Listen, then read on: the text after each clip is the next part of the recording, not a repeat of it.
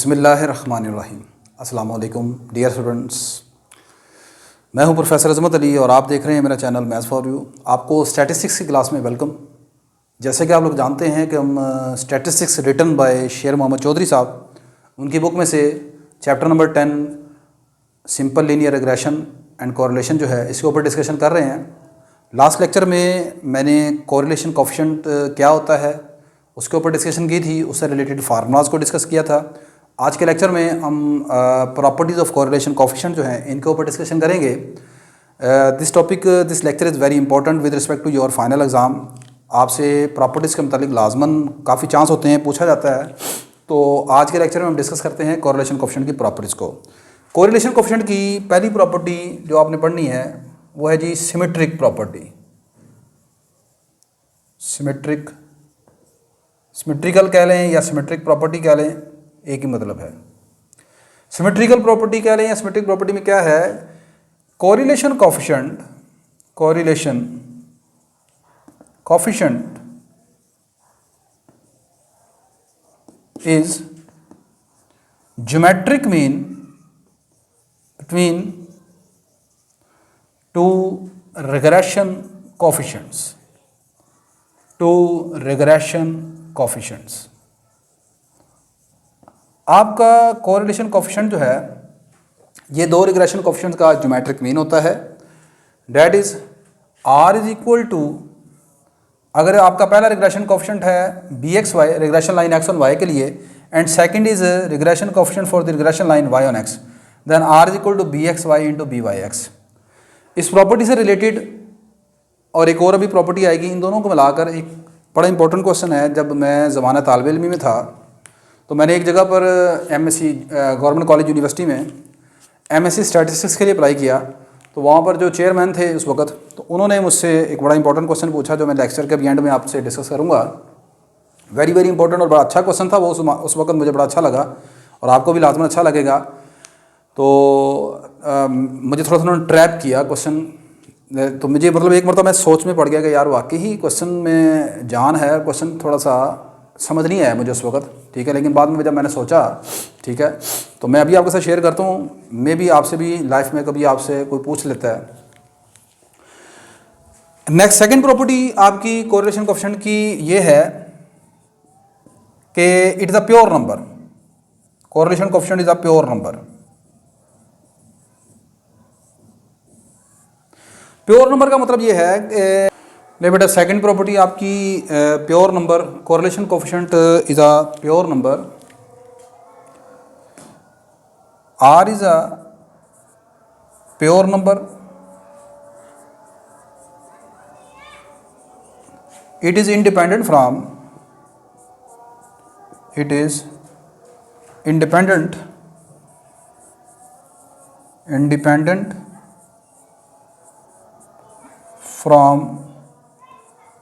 unit employed। ये आप जो यूनिट इस्तेमाल करते हैं उससे इंडिपेंडेंट होता है, इसके साथ यूनिट वगैरह का इस्तेमाल नहीं करते आप। For example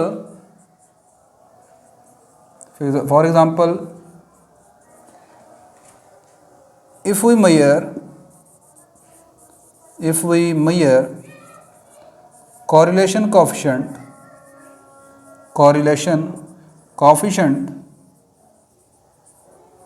correlation coefficient between height and weight of student, between height and weight of student is 0.98, then it is simply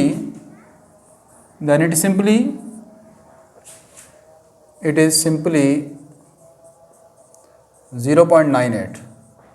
that is neither it is written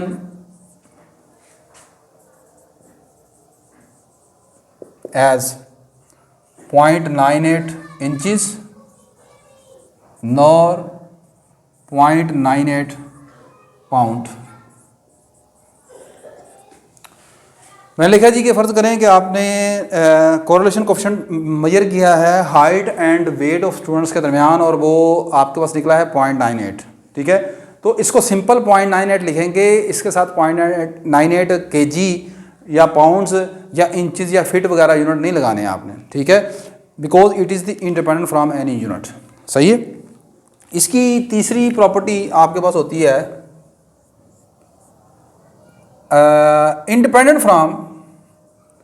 independent from change of origin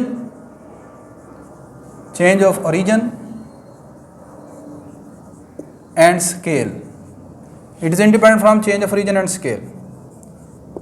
आपका correlation coefficient जो है वो independent होता है from change of origin and scale से। इसका मतलब क्या है? That is if we take deviation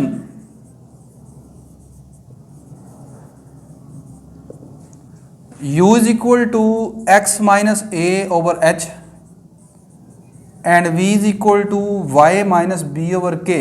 आपने अपने डाटा को उसमें ओरिजिन भी चेंज कर दिया, उसका स्केल भी चेंज कर दिया, तो ऐसी सूरत में आपका जो कोरिलेशन कोएफिशिएंट है u और v के दरमियान ये हमेशा सेम होगा जो x और y के दरमियान आपने कोरिलेशन कोएफिशिएंट निकाला है। और इस प्रॉपर्टी का समटाइम पेपर में प्रूफ भी आ जाता है कि आप प्रूफ करें कि correlation coefficient is independent from change of origin and scale, ठीक है। इस प्रॉपर्टी का प्रूफ भी आप देख लें इसमें। इस प्रॉपर्टी का प्रूफ भी पेपर में समटाइम आ जाता है, तो इंशाल्लाह वो नेक्स्ट लेक्चर में हम इस प्रॉपर्टी का प्रूफ जो है वो कर लेंगे। अभी ज़रा वीडियो की लेंथ थोड़ी सी इंक्रीज़ कर देगी, मैं इंशाल्लाह नेक्स्ट लेक्चर में इस प्रॉपर्टी का जो प्रूफ है वो आपको करवा दूंगा। फोर्थ वन प्रॉपर्टी जो है वो आपके पास होती है जी के रेंज ऑफ आर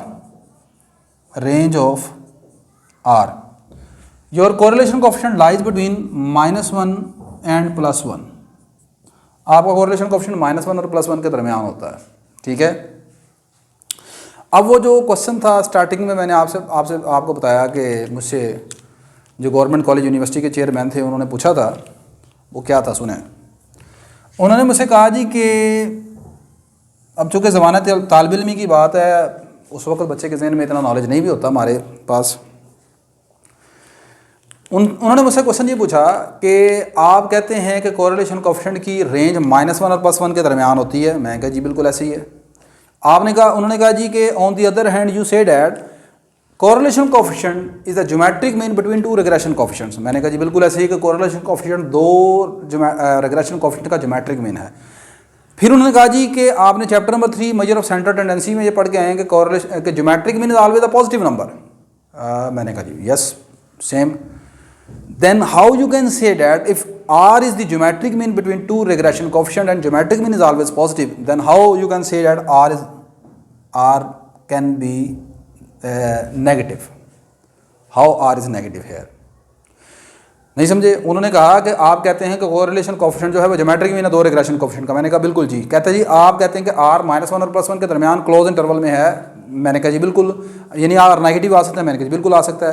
कहते जी फिर आप ये कैसे कह सकते हैं, और दूसरी तरफ आप ये कहते हैं कि R हमेशा कि ज्योमेट्रिक मीन हमेशा पॉजिटिव नंबर होता है, तो फिर आप कैसे कह सकते हैं कि R नेगेटिव है? कहते जी फिर इसका मतलब बातें दो ही हैं, या तो ये बात गलत है कि R नेगेटिव हो सकता है, या ये बात गलत है कि जो ज्योमेट्रिक मीन है वो हमेशा पॉजिटिव होता है। अब उस वक्त तो खैर जो सच्ची बात है मुझे वो चीज़ नहीं पता लगी, ठीक है, लेकिन बाद में थोड़ी सी जब स्टडी की तो पता लगा कि ये बात ठीक नहीं है कि ज्योमेट्रिक में नेगेटिव नहीं हो सकता, ठीक है।